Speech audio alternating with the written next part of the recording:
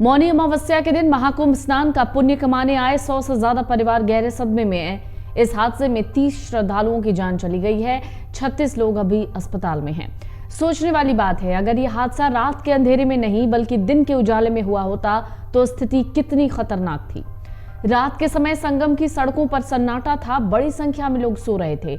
यही वजह था हादसे की सूचना मिलते ही प्रशासन तुरंत हरकत में आई, हालात को काबू कर लिया। अगर यही हादसा दिन में होता तब चारों ओर भीड़ उमड़ रही होती तो स्थिति शायद और भी गंभीर हो सकती थी। हर तरफ बदहवासी का आलम था। लोग रोते बिलखते अपने परिवार के सदस्यों को ढूंढ रहे थे। जब कुंभ क्षेत्र में बिछड़े परिजन नहीं मिले तो लोग अस्पताल की ओर भागने लगे। भगदड़ के निशान हर जगह दिखे। कपड़े, पानी की बोतलें, बैग सड़कों पर बिखरे हुए थे। ये घटना इतनी बड़ी थी कि किसी को समझ नहीं आ रहा था अचानक हुआ क्या और कैसे हुआ। 29 जनवरी की सुबह महाकुंभ के सबसे बड़े स्नान में सिर्फ 4 घंटे का वक्त था, लेकिन देर रात 1 से 2 बजे के बीच मेला क्षेत्र में भगदड़ थी। इस कुंभ क्षेत्र में वो आवाजें सुनाई दी जो कह रही थी अगर समय रहते पुलिस प्रशासन एक्टिव नहीं होता तो यह हादसा और बड़ा हो सकता था। कई लोगों ने कहा पुलिस ने उनकी जान बचाई।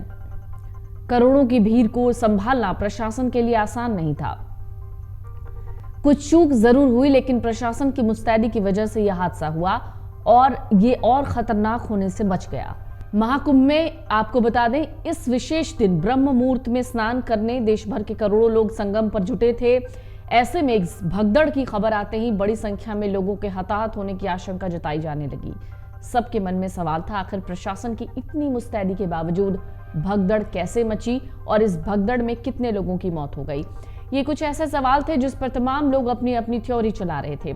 हालांकि अब प्रशासन की तरफ से इस हादसे के पीछे के कारणों और इसमें हताहत होने हुए लोगों पर पूरा आंकड़ा जो है वो साफ हो गया है। डीआईजी वैभव कृष्ण ने बुधवार शाम प्रेस कॉन्फ्रेंस में कहा, इस दुर्घटना में अब तक 30 लोगों की मौत हो गई, जबकि कई श्रद्धालु कुल 40 तक या 40 से थोड़े और ज्यादा श्रद्धालु घायल हुए हैं। उन्होंने बताया, मौनी अमावस्या को गंगा स्नान के लिए करोड़ों श्रद्धालु संगम तट पर उमड़े। इसी दौरान भीड़ के अत्यधिक दबाव की वजह से अफरा तफरी मची, भगदड़ जैसी स्थिति थी। उन्होंने कहा, घायलों को तुरंत नजदीकी अस्पतालों में भर्ती कराया गया। प्रशासन स्थिति पर नजर बनाए हुए है। घटना के कारणों की जांच के आदेश दिए गए हैं। डीआईजी महाकुंभ वैभव कृष्ण ने कहा, कुछ घायलों को उनके परिवार वाले लेकर चले गए, जबकि 36 लोगों का इलाज मेडिकल अस्पताल में चल रहा है। फिलहाल श्रद्धालुओं की सुविधा के लिए हेल्पलाइन नंबर 1920 यानी 1920 जारी किया गया है। इसके जरिए घायल व्यक्ति के बारे में जानकारी प्राप्त की जा सकती है।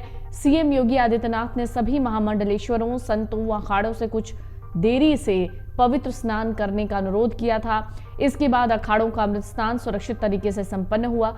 उन्होंने आगे कहा, अखाड़ा क्षेत्र और अन्य स्थानों पर बैरिकेड्स लगाए गए हैं। घाटों और अखाड़ों पर भी बैरिकेड्स मौजूद हैं। इनमें से कुछ बैरिकेड्स क्रमबद्ध व्यवस्था में हैं।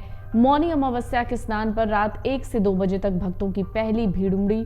भीड़ के भारी दबाव की वजह से बैरिकेडिंग टूट गई, जिससे भगदड़ मच गई। जो भक्त जमीन पर थे या लेटे हुए थे, भीड़ में अन्य लोग गलती से उनके ऊपर चढ़ गए थे, जिससे ये स्थिति पैदा हो गई। फिलहाल स्थिति सामान्य है।